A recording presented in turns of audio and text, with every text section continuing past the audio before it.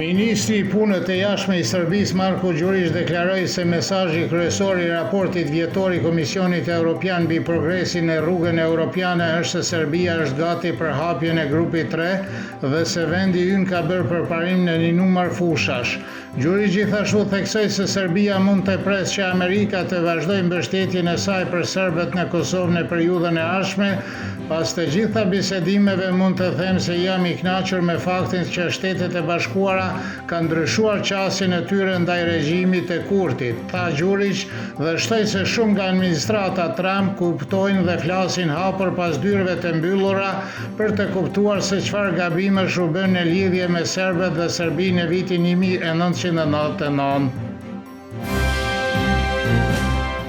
Ambasadori i Bashkimit Evropian në Serbi, Andreas von Beckeret, tha se qëllimi i raportit mbi progresin e Serbisë në rrugën evropiane nuk është të krijojë një listë kritikesh për të ofrojë një udhë rrëfys si përshpejton reformat, raporton RTS-i. Ai theksoi se raporti thekson rëndësinë e zbatimit nga Serbia dhe Kosova të marrëveshjes në rrugën drejt normalizimit, i cili u nënshkrua në vitin 2023.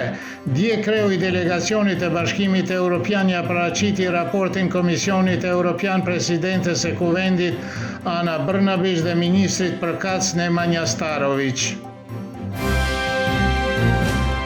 Ish diplomati Zoran Milivojević vlerësoi se Bashkimi Evropian ka interes në zhbllokimin e procesit të pranimit të Serbisë në Union, duke theksuar se formimi i asociacionit të komunave me shumicë serbe mund të hapë rrugën për përparimin e dialogut midis Beogradit dhe Prishtinës.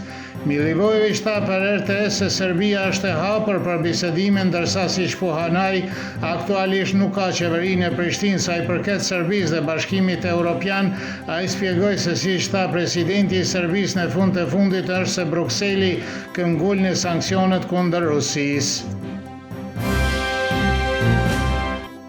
Studiusi i studimeve të sigurisë Nikola Vujinović vlerësoi për Kosova Online se duke dhënë mandatin për të formuar qeverinë e re Glauq Konjufcës, presidentja e Kosovës Vjosa Osmani bleu kohë për Albin Kurtin në mënyrë që ai të arrijë të cakton zgjedhjet e jashtëzakonshme gjatë festave të Krishtlindjeve dhe vitit të ri kur diaspora shqiptare është në Kosovë. Albin Kurti beson se diaspora është në anën e tij, kështu që 28 dhjetori duket si një datë e mundshme, thot Vujinović. Në të kundërt, profesori universitar Mazlum Baraliu thot se vendimi i Vjosa Osmanit nuk është në rrjeshtim politik, por veprimi i saj në përputhje me kushtetutën. Baraliu beson se zgjedhjet e jashtëzakonshme, siç tha ai, nuk do të ishin një zgjidhje. Eugen Cakolli nga Instituti Demokratik i Kosovës shpjegoi se kryeministi i ri ka afat deri me 19 nëntor për të paraqitur kabinetin dhe programin e qeverisë në parlament, si edhe për të siguruar të paktën 61 vota për miratimin e tyre. Nëse ai nuk arrin ta bëjë këtë afat ligjor, lën 21 dhe 28 dhjetori si data reale për mbajtjen e zgjedhjeve, tha Cakolli. Kryetari i Lidhjes Demokratike të Kosovës Lumir Abdigjiku vlerësoi se dhënia e mandatit Glauq Konjufcës ishte një veprim politik dhe propagandistik nga vetëvendosja pa asnjë efekt politik.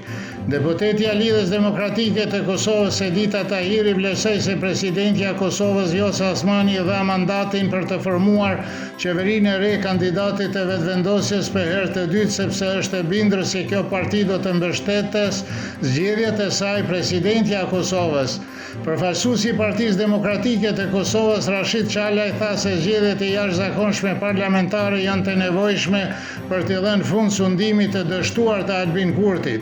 Kryetari i nismës Fatmir Limaj gjithashtu deklaroi se nuk do të votojë për Konjufcën, duke thënë se qëllimi vetëm i Albin Kurtit është që të shmangë zgjedhjet e reja të cilat i konsideron të kota. Ish kryetaria e grupit parlamentar të vetëvendosjes Mimoza Kusari Lila deklaroi se për të ndryshuar metodën e zgjedhjes së presidentit të Kosovës do të ishte nevojshme të ndryshohej kushtetuta, për të cilën është e nevojshme shumica prej 2/3 në parlament, gjë që siç vlerësoi ajo është pothuajse pa mundur të arrihet. Sipas kushtetutës, presidenti i Kosovës zgjidhet në kuvend jo me votim të drejtë për drejtë të qytetarëve.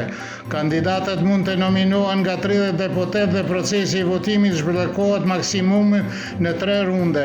Nëse askush nuk merr shumicën e kërkuar prej 61 votash, edhe në rundin e tretë kuvendi shpërndahet automatikisht dhe shpallën zgjedhjet e parakohshme parlamentare. Nesër do të jetë moti i thjellët në veriperëndim të Serbisë dhe mesetërisht deri plotësisht i vranet në zona tjera me shira në lindje dhe juglindje do të fryrë e lehtë dhe lindore, juglindore në rajonin e poshtëm të Danubit me val stuhie. Temperatura mëngjesit do të jetë nga 1 deri në 9, kurse ajo maksimale ditore nga 12 deri në 18 gradë Celsius.